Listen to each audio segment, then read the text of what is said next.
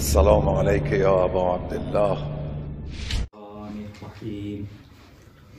الحمد لله رب العالمين، الصلاة والسلام على أشرف الأنبياء والمرسلين محمد وآله الطيبين الطاهرين المعصومين، واللعنة الدائمة على أعدائهم أجمعين من الآن إلى قيام يوم الدين بعد يوم الدين.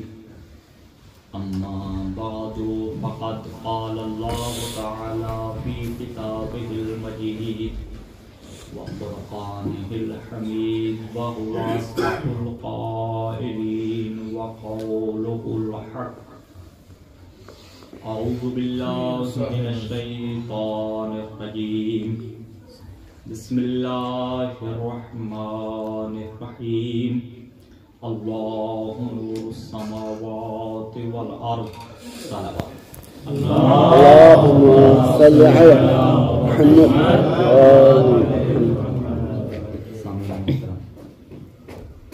برادر عزیز مرحوم سید احمد سعادت کی بلندی کے لیے اور شیخ صاحب کی والدہ محترم سعادت کی بلندی کے لیے ایک مرتبہ سورہ فاتحہ.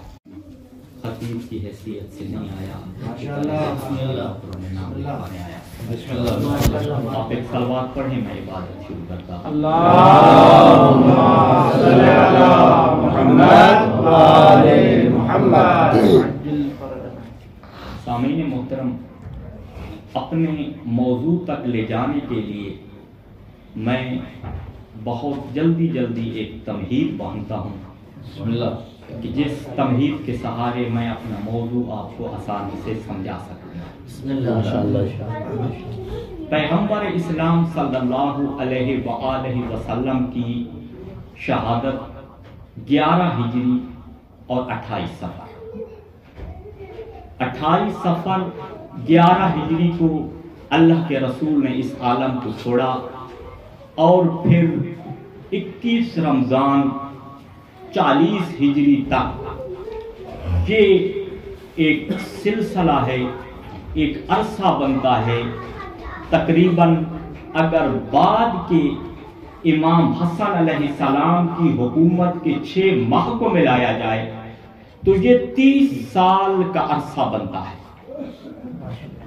ان 30 سال میں خلفاء نے بھی حکومت کی، امیر المومنین علی ابن ابی طالب نے بھی ظاہری حکومت کی، اور امام حسن مجتبی علیہ السلام نے بھی 6 ماہ حکومت کی.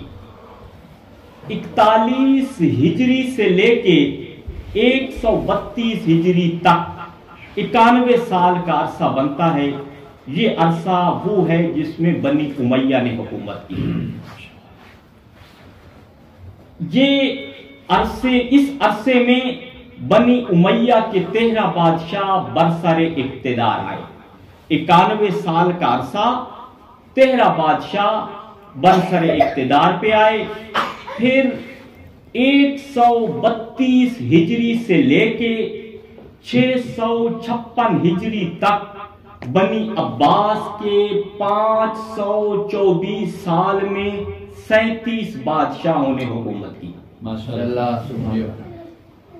اب بنی امیہ کی حکومت کا عرصہ 91 برس بنتا ہے اور 13 بادشاہ. بنی عباس کی حکومت کا عرصہ 524 سال بنتے ہیں اور 37 بادشاہوں نے حکومت کی. امام حسن عسکری علیہ السلام کی شہادت 260 ہجری کو ہوئی، اور امام زمانہ علیہ السلام کی ولادت 15 شعبان 255 ہجری کو ہوئی. اب یہ 5 سال امام زمانہ علیہ السلام اپنے والد کے سائے عاطفت میں رہتے ہیں. 260 ہجری کو جب امام حسن عسکری علیہ السلام کی شہادت ہوئی تو اس وقت بنی عباس کا 15واں بادشاہ تھا، احمد معتمد اس کا نام تھا، اس ملعون نے امام علیہ السلام کو زہر دی اور امام کی شہادت ہو گئی۔ اب جب امام علیہ السلام کی شہادت ہو گئی، ہجری 260 تھی، اب شیعہ امام کے چاہنے والے، امام کے محب، ان کا اور امام کے درمیان ایک رابطے کی ضرورت تھی جو ان کو اپنے امام سے ملاتا۔ اس رابطے کو پیدا کرنے کے لیے امام علیہ السلام نے اپنے 4 سفراء کو مقرر کیا۔ یہ 4 سفیر یا 4 نائب، ان کا جو بنیادی کام تھا یہ اپنے شیعوں کے پیغامات، اپنے شیعوں کی امانتیں، اپنے شیعوں کے مسائل یہ پہنچاتے تھے ان نواب تک، ان سفراء تک۔ یہ سفراء امام زمانہ علیہ السلام کی خدمت میں پہنچاتے، امام علیہ السلام کا جواب ان نواب تک آتا، ان سفراء تک آتا، سفراء آگے امام کے چاہنے والوں تک پہنچاتے۔ 260 ہجری سے لے کے 329 ہجری تک یہ 69 سالہ دور بنتا ہے، جس 69 سالہ دور میں امام علیہ السلام کے 4 سفیر امام کی خدمت کرتے رہے۔ پہلا سفیر عثمان بن سعید عمری 260 سے لے کے 264 ہجری تک امام کی خدمت کرتا رہا۔ پھر 264 کو اس کی وفات ہوتی ہے۔ پھر اس نے امام کے حکم سے اپنے بعد اپنے بیٹے کو امام کا دوسرا سفیر مقرر کیا۔ محمد بن عثمان عمری امام کا دوسرا سفیر تھا۔ اس نے 264 ہجری سے لے کے 305 ہجری تک امام زمانہ علیہ السلام کی بطور سفیر خدمت کی۔ توجہ ہے نا؟ سلامت رہی۔ یہ عرصہ یہ خدمت کرتا رہا، یعنی 264 سے لے کے 305 ہجری تک۔ اور اتفاق ایسا ہے ان دونوں سفیروں کا تعلق قبیلہ بنی اسد سے تھا، جس قبیلے سے جناب حبیب ابن مظاہر کا تعلق تھا۔ تو قبیلہ بنی اسد معروف ہے، آپ کا جانا پہچانا ہے۔ اسی قبیلہ بنی اسد سے امام علیہ السلام کے 2 سفراء کا تعلق ہے۔ تیسرے سفیر کو بیان کرنے سے پہلے میں چوتھے سفیر کا تذکرہ کرتا ہوں اور پھر تیسرے پہ آتا ہوں۔ پھر 326 ہجری کو 326 ہجری سے لے کے 329 ہجری تک امام کا یہ چوتھا سفیر ہے، جس کا نام علی بن محمد سمری ہے۔ یہ سمری بھی پڑھا گیا ہے، سامری بھی پڑھا گیا ہے اور ساموری بھی پڑھا گیا ہے۔ یہ اصل میں سمری ایک خاندان تھا، ایک اسرہ تھا جو واسط اور بصرہ کے درمیان رہتا تھا۔ بصرے میں ان کی بہت زیادہ زمینیں اور جائیدادیں تھیں، اس سے جو محصول آتا تھا اس کا آدھا یہ امام کی خدمت میں پہنچایا کرتے تھے۔ یہ سمری امام کا چوتھا سفیر ہے۔ جب 329 ہجری کو ان کی وفات ہوتی ہے تو پھر غیبت صغرا کا زمانہ ختم ہو جاتا ہے، اس کے بعد سے غیبت کبرا کا زمانہ شروع ہوتا ہے اور آج تک یہ زمانہ جاری ہے۔ اس زمانے میں امام کے سفیر نہیں ہیں، خصوصی نائب نہیں ہیں، بلکہ عمومی نائب موجود ہیں جن کو ہم مجتہدین کہتے ہیں۔ اب میرا اصل موضوع امام علیہ السلام کا تیسرا سفیر ہے، اس لیے کہ 18 شعبان کو امام علیہ السلام کے اس تیسرے سفیر کی وفات کا دن تھا۔ یہ جو کل کا دن گزرا ہے یہ امام علیہ السلام کے تیسرے سفیر کی وفات کا دن ہے۔ کل 18 تھی، آج 19 ہے، تو اس حوالے سے میں تیسرے سفیر کے متعلق کچھ بیان کروں گا. اب سوال.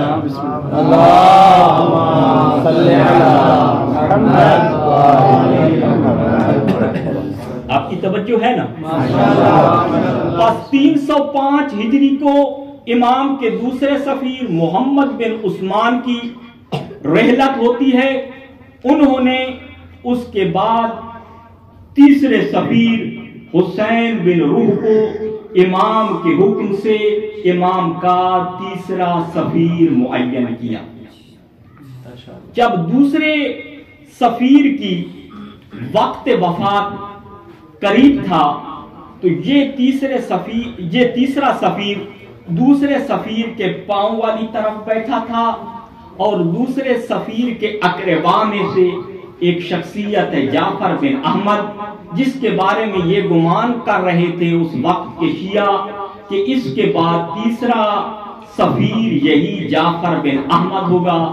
وہ دوسرے سفیر کے سر والی طرف بیٹھا تھا کہ اچانک دوسرے سفیر نے کہا کہ میرے امام زمانہ علیہ السلام کا یہ حکم ہے کہ میرے بعد تیسرا سفیر حسین بن روح ہو.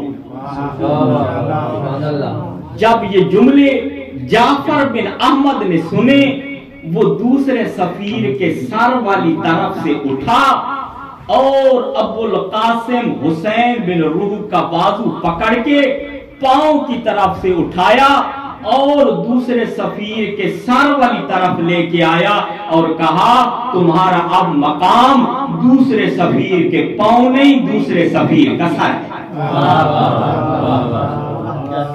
یہ بیٹھ گئے. دوسرے سفیر کا انتقال ہو گیا. 305 ہجری سے لے کے 326 ہجری تک 21 سال کا دورانیہ بنتا ہے. اس 21 سال میں ابو القاسم حسین بن روح نے امام علیہ السلام کی بطور سفیر خدمت کی. جب پہلی توقیع صادر ہوئی ہے تیسرے سفیر کے زمانے میں اور تیسرے سفیر کو امام کا پہلا خط اور پہلا نامہ آیا ہے تو جانتے ہو اس کی ابتدا حجت خدا نے کن الفاظ سے کی اور تیسرے سفیر کو کیسے یاد کیا. امام علیہ السلام نے پہلا جملہ فرمایا نعرفہ، ہم ابو القاسم حسین بن روح کو اچھی طرح جانتے ہیں. اور پھر دعا کی. دعا کرنے والی کوئی عام شخصیت نہیں ہے، فرزند رسول اور آخری حجت امام زمانہ علیہ السلام نے دعائیہ جملے لکھے.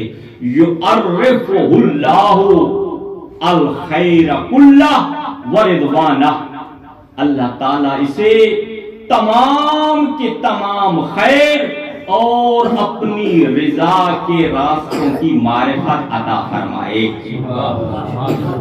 وَأَسْعَدَهُ بِالتَّوْفِيقِ، اور اللہ اسے توفیق کی سعادت سے نوازے. اور پھر مولا نے فرمایا یہ جو تیسرا سفیر ہمارا سفیر اور ہمارا نائب ہے یہ مجھ آخری حجت کا معتمد ترین اور سکہ ترین فرد ہے. اسی وجہ سے ہم نے اسے سفارت کے عہدے سے نوازا. اور پھر امام علیہ السلام نے ایک دعائیہ جملہ فرمایا زاد اللہ فی احسانہ الیہ، اللہ تعالیٰ اپنے احسانات کو اس پہ اور زیادہ کرے. اور فرمایا انہو عندنا منزلتن والمحل الذی یسرانی، کہ ہمارے ہاں اس کی وہ منزلت اور وہ مقام ہے جب ہمارے پاس آئے گا اس کو دیکھ کے یہ سرور محسوس کرے گا. اور ابو سہیل نوبختی یہ تیسرے سفیر کے اقربا میں سے ہیں. تو ان سے سوال کیا گیا تھا کہ آپ کو کیوں سفیر نہیں بنایا گیا، حالانکہ آپ کا شمار بھی اہل بیت کے چاہنے والوں میں ہوتا تھا، اہل بیت کے مذہب کا دفاع کرنے والوں میں ہوتا تھا، آپ کو کیوں نہیں بنایا گیا؟ حسین بن روح کو کیوں بنایا گیا؟ تو جانتے ہو ابو سہیل نوبختی نے کیا جواب دیا؟ انہوں نے کہا ویسے تو وہ بہتر جانتے ہیں جنہوں نے اس کو اپنی سفارت کے لیے منتخب فرمایا ہے، مگر جو میں سمجھا ہوں وہ یہ ہے کہ میں دشمنوں سے مناظرہ کرتا رہتا ہوں، اور اگر کبھی مجھ پہ مشکل وقت آتا، مجھ سے حجت کے متعلق پوچھا جاتا کہ بتاؤ امام زمانہ کہاں رہتے ہیں، تو کہتا میں بتا دیتا، میں ان کی رہنمائی کر دیتا، لیکن اگر آخری حجت حسین بن روح کے کپڑوں کے نیچے ہوتی اور حسین بن روح کے جسم کو کینچی سے کاٹا جاتا تو یہ امام زمانہ سے کبھی کپڑے کو نہ ہٹاتا، چونکہ اس کی یہ منزلت تھی، اس وجہ سے یہ سفارت کے زیادہ اہل تھے۔ تو حسین بن روح کا جو قبیلہ ہے وہ قبیلہ نوبختی کہلاتا ہے۔ نوبختی بھی کہتے ہیں اور نیبختی بھی کہتے ہیں، جیسے نوروز بھی کہتے ہیں اور نیروز بھی کہتے ہیں۔ اہل عراق نوروز کو نیروز پڑھتے ہیں، اہل عراق نوبختی کو نیبختی پڑھتے ہیں، اور اہل ایران اس کو نوبختی پڑھتے ہیں، اس لیے کہ نوبخت در حقیقت ایک فرد کا نام تھا جس کا تعلق ایران سے تھا۔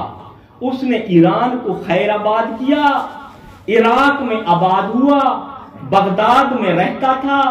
جب اس کی آگے سے اولاد چلی تو وہ ساری کی ساری نوبختی کہلاتی ہے۔ یہ نوبخت کا مطلب وہی ہوتا ہے تازہ بخت، تازہ قسمت۔ یہ اہواز کے قید خانے میں تھا، اہواز میں اس کو قید کر دیا گیا تھا، اور اس قید خانے میں ایک دفعہ منصور عباسیوں کا یہ بادشاہ تھا، یہ جیل میں آیا۔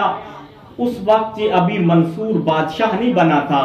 اس نے چہرے کو دیکھا، دیکھتے ہی دیکھتے کہا تیرے چہرے کے آثار بتاتے ہیں تو بادشاہ بنے گا۔ کہا تجھے کیسے پتہ چلا؟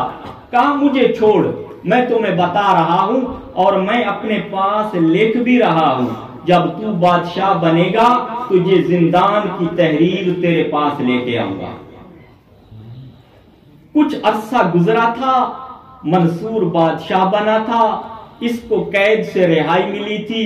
یہ منصور کے پاس وہی تحریر لے کے آیا، کہا کہ میں نے تمہیں زندان میں کہا تھا کہ تو بادشاہ بنے گا، اس وقت میں نے تحریر لکھی تھی، اللہ نے تجھے بادشاہی عطا کی ہے، تیرے پاس آ گیا۔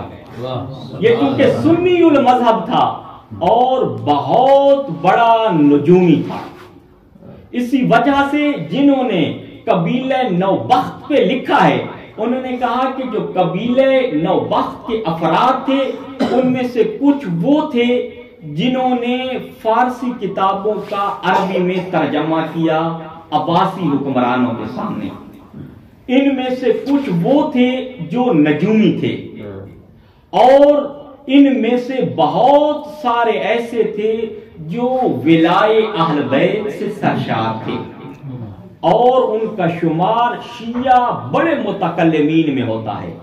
اور علماء نے یہ تعبیر بیان کی ہے کہ نوبخت کے جو علماء متکلمین تھے ان کا شمار شیخ مفید اور شیخ صدوق علیہ رحمہ کی صفوں میں موجود علماء میں شمار ہوتا ہے، اور انہی نوبخت کی اولاد میں سے ایک شخصیت تھی جنہوں نے علم کلام پہ کتاب لکھی ہے جو شیعہ کی ابتدائی علم کلام کی کتب میں شمار ہوتی ہے، کتاب کا نام ہے الیاقوت۔ اور ان میں سے کچھ ایسے تھے جو اہل بیت علیہ السلام کے خاص اصحاب تھے، کچھ شعراء تھے، کچھ کاتب تھے اور کچھ اپنے زمانے کے فقیہ تھے.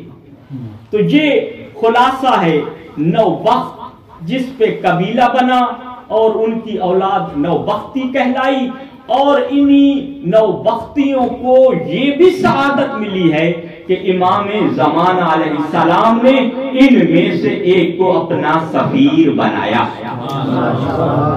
اور اسی سفیر کا نام حسین بن روح نوبختی ہے.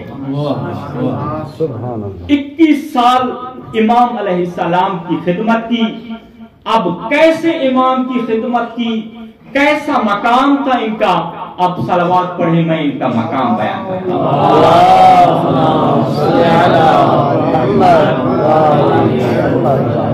آپ بور تو نہیں ہو رہے، لگے تو نہیں ہے. تکبیر، نعرہ تکبیر، نعرہ رسالہ، نعرہ رسالہ، نعرہ حیدری، نعرہ حیدری، آواز بلند تر صلوات.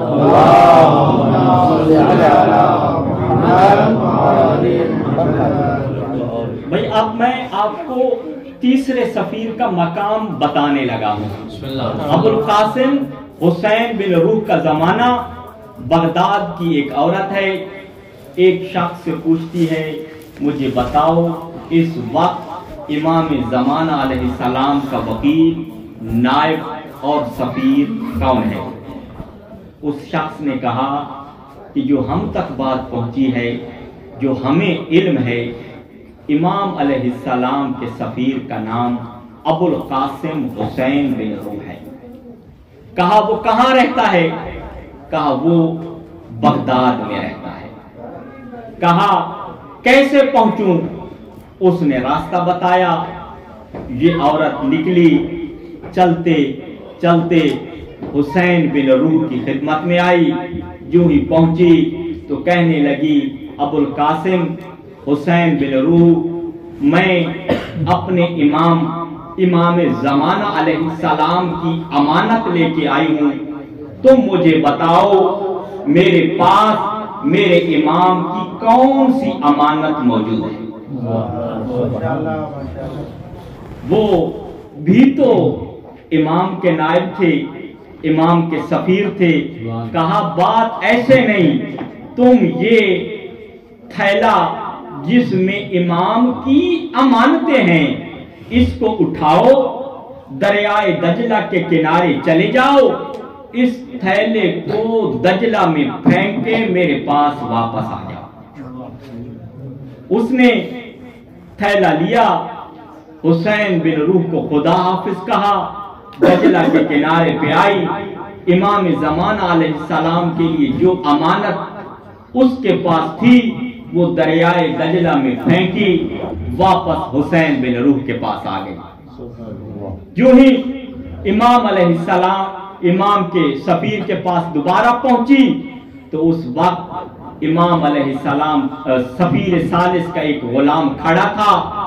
سفیر ثالث نے حسین بن روح نے اپنے اس غلام کو کہا جاؤ دریائے دجلہ کے پاس چلے جاؤ اور اسے کہو تجھے آخری حجت کا تیسرا سفیر حکم دے رہا ہے، میرے مولا کی جو امانت تیرے پاس ہے وہ واپس میرے حوالے کر دے.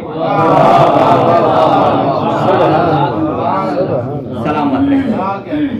یہ غلام چلا، دجلہ کے کنارے پہ آیا، کہا دریائے دجلہ تجھے آخری حجت کا تیسرا سفیر کہہ رہا ہے، میرے مولا کی جو امانت تیرے پاس ہے وہ امانت مجھے دے دو.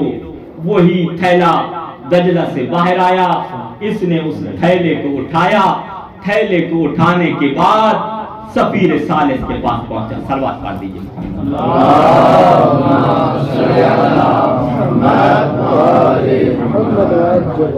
اب جب تھیلا تیسرے سفیر کے پاس پہنچا تو اس تیسرے سفیر نے اس خاتون کو کہا آ دیکھ یہ وہی تھیلا ہے نا جسے تو دجلہ میں پھینک کے آئی ہے؟ کہا ہاں سفیر ثالث یہ وہی تھیلا ہے جسے دجلہ میں پھینک کے آئی ہوں. تو پھر سفیر ثالث نے اسے وہ تھیلا دیا، کہا اس کو پکڑو، میں ایک ایک امانت کا بتاتا جاتا ہوں، تو ان کے سامنے تصدیق کرتی جا۔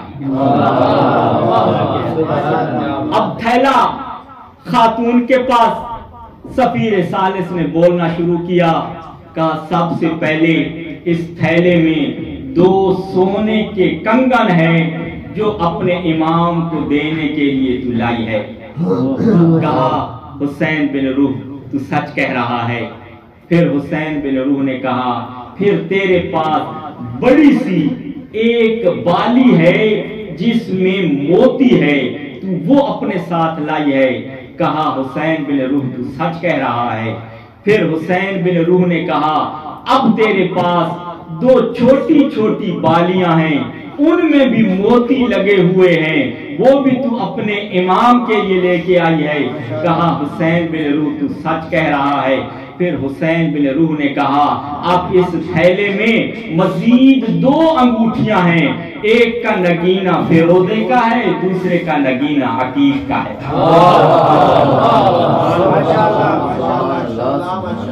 کہا یہ آپ اپنے امام کے لیے سامان لے کے آئی ہیں۔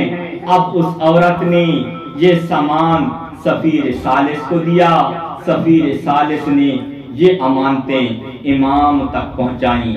اب ذرا سوچو جس امام کے سفیر کا اتنا مقام ہو، اللہ جانے اس حجت کا کتنا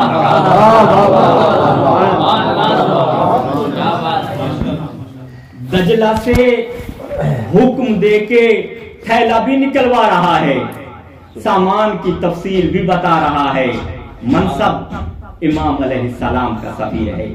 اللہ جانے یہ حجت کس مقام اور مرتبہ پہ فائز ہوگی۔ اور اگر آپ کا موڈ ہو تو ایک اور واقعہ بیان کر دوں، سماعت پڑھ دیجیے محمد و آل محمد۔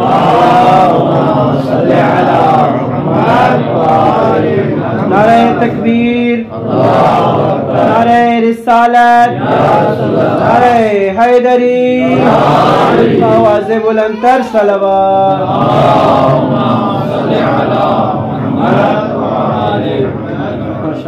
محمد بن حسن سیرفی، اس کا تعلق بلخ سے ہے۔ بلخ سے یہ حج کرنے کے لیے جانا چاہتا تھا۔ اہل علاقہ نے کہا ہمارا خمس کا کچھ مال ہے بھائی، یہ بھی لیتے ہوئے جاؤ اور امام علیہ السلام کی خدمت میں پیش کر دو۔ کہا ٹھیک ہے میں جا رہا ہوں، ہم نے یہ تو علم ہے کہ امام کا اس وقت تیسرا سفیر موجود ہے، میں آپ کی امانتیں، آپ کا خمس امام کے تیسرے نائب تک پہنچا دوں گا۔ ماشاءاللہ۔ تو ان لوگوں نے کچھ سونا کچھ چاندی بطور خمس کے دی، اور محمد بن حسن سیرفی نے ان کو چھوٹے چھوٹے ٹکڑوں میں تقسیم کیا۔ یہ امانت ایک تھیلے میں ڈالی، اپنے علاقے سے نکلا، سرخس ایک علاقہ تھا، وہاں پہ پہنچا، خیمہ لگایا، خیمہ لگاتے ہوئے آرام کرتے ہوئے سونے کا ایک ٹکڑا وہیں پہ گر گیا۔ اس سے پتہ نہ چلا، آگے منزل حمدان پہ آیا، جب وہاں پہ اس امانت کو دیکھا، بھائی دیندار تھا نا، خیال تھا کوئی ٹکڑا رہ تو نہیں گیا، پورا مال خمس لے کے جا رہا ہوں۔ دوبارہ جب دیکھا تو ایک ٹکڑا سونے کا کم تھا، پریشان ہو گیا، کہا اب کیا منہ دکھاؤں گا، لوگوں کا خمس تھا، امام علیہ السلام کے نائب کے پاس لے کے جا رہا ہوں اور ان میں سے ایک ٹکڑا گر گیا ہے۔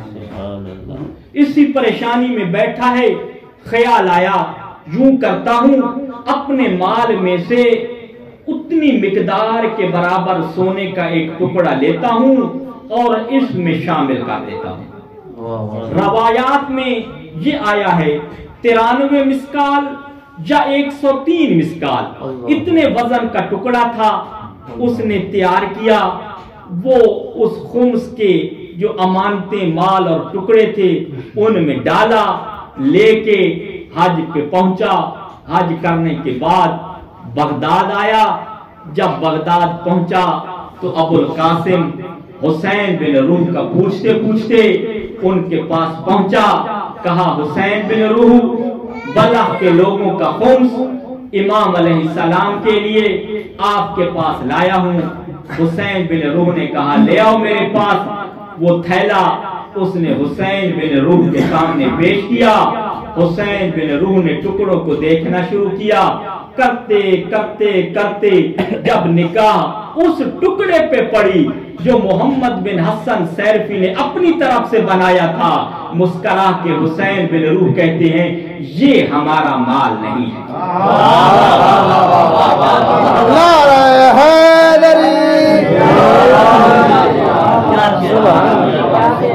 کہا یہ ٹکڑا ہمارا مال نہیں ہے, اور تم نے سرخس میں آرام کیا تھا, وہ ٹکڑا وہیں پہ گر گیا ہے, تیرا منتظر ہے, واپس چلا جا وہ ٹکڑا لے آ, مگر جب تو دوبارہ پہنچے گا میں مر جاؤں گا, اس وقت زمانہ چوتھے سفیر کا شروع ہو چکا. پھر یہ آیا اور یہ ٹکڑا اسے ادھر سے ملا تھا, اور اس نے یہ امانت امام علیہ السلام کے چوتھے سفیر کے حوالے کی تھی.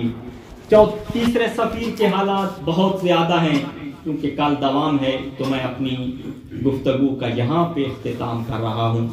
بس 2 جملے ذکر مسائل کے. عزیزو عزادارو, کربلا میں ایک معصومہ ایسی ہے جس کو 3 مرتبہ یہ کہا گیا اے بی بی تو شبیہ زہرا ہے. جانتے ہو وہ بی بی کون ہے؟ وہ وہی بی بی ہے جو حسین کے سینے پہ سونے کی. جانتے ہو پہلی مرتبہ شبیہ زہرا کس نے کہا, کب کہا؟ 10 محرم کا دن تھا, امام حسین اور جناب زینب سلام اللہ علیہا خیمے میں ایک مرتبہ اکیلے بیٹھے تھے. اچانک پردہ ہٹا, جناب سکینہ خیمے کے اندر آئی اور کہا بابا کچھ دیر کے لیے میں آپ کے پہلو میں بیٹھ سکتی ہوں؟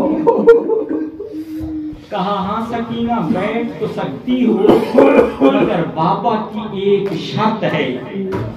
کہا بابا کون سی شرط؟ کہا ذرا میرے سامنے چند قدم چل کے دکھاؤ. عزادارو خیمے میں بہن بھائی تھے, بیٹی تھی, بیٹی نے چلنا شروع کیا. مولا حسین نے جناب سکینہ کو چلتے ہوئے دیکھا, پھر اپنی بہن زینب کی طرف دیکھ کے کہتے ہیں زینب ذرا دیکھ تو صحیح میری سکینہ کے چلنے کا انداز میری ماں زہرا سے کس قدر مشابہ ہے. جیسے میری ماں زہرا چلتی تھی سکینہ ہو بہو ویسے چلتی ہے. عزادارو سوچو جس کا چلنا حسین کو ماں کی یاد دلاتا ہو وہ معصومہ حسین کو کتنی پیاری ہوگی. عزادارو پہلی مرتبہ مولا حسین نے اس وقت کہا سکینہ تم میری ماں زہرا کی شبیہ ہو.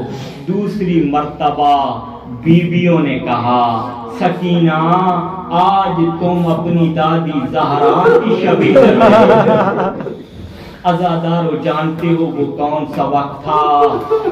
11 محرم کی صبح ہوئی تھی. جناب سکینہ کی ایک آنکھ کھل نہیں رہی تھی, آنکھ پہ نیلا نشان بن چکا تھا, شمر کے ہاتھ میں انگوٹھی تھی. اس نے جناب سکینہ کو تماشا آنکھ بند ہو گئی تھی, نیلا نشان بن گیا. 11 محرم کی صبح جو بی بی سکینہ کو دیکھ رہی تھی بس یہی کہہ رہی تھی سکینہ آپ کی دادی زہرا کی آنکھ پہ بھی نیلا نشان بن گیا تھا. وہ आँख भी सूजी हुई थी। सकीना आज तेरी आँख पे भी नीला निशान है, वो भी सूजी हुई है। तुम हूबहू दादी ज़हरा लग रही हो। बस अज़ादारों, तीसरी मर्तबा सकीना खुद अपने आप को कह रही है कि ऐ फूफी अम्मा, आज फिर मैं दादी ज़हरा की शबी लग रही हूँ। जो सादात बैठे हो मुझे मुआफ़ कर देना, मैं जिम्मेदार मक्तल पढ़ने का आदी हूँ, जिम्मेदारी से ये जुमले पढ़ रहा हूँ। अज़ादारों, जानते हो कौन सी जगह थी? जिंदान शाम था। सफरों की थकी हुई सकीना, शिमर के तमाचों को सहती हुई सकीना फूफी के पास बैठ के कमर झुकी हुई है। कहा, फूफी अम्मा, अब मेरी कमर झुक गई है, अब मैं फिर दादी की शबी बन गई हूँ। वो मेरी दादी ज़हरा की कमर भी झुक गई थी, फूफी मेरी कमर भी झुक गई है। बस अज़ादारों, ये इतनी अजीज बीबी थी सैयद सज्जाद को, जब असर का वक्त होता अपनी बहन को उठा के सैयद सज्जाद जिंदान से बाहर आ जाते। किसी ने कहा था, सैयद सज्जाद, ये मुनासिब नहीं लगता, आप बहन को उठा के बाहर सड़क पे आ जाते हैं। सैयद सज्जाद ने रो के कहा, ऐ सवाल करने वाले मुझे मत रुला, जिंदान इतना तंग है, वो मेरी फूफियां पाँव फैला के लेट नहीं सकती, वो मैं सकीना को उठा के बाहर आ जाता हूँ। बस अज़ादारों, जनाब ज़ैनब से पूछा गया, बीबी जरा बताइयो, बताए तो सही, मुश्किल मुसीबत आप पे कौन सी थी? रो के फरमाया था, जिंदान शाम की मुसीबत बहुत सख्त थी। कहा, क्यों अली की बेटी, शाम के जिंदान में ऐसा क्या हुआ कि सख्त मुसीबत बन गई? अज़ादारों सुनोगे?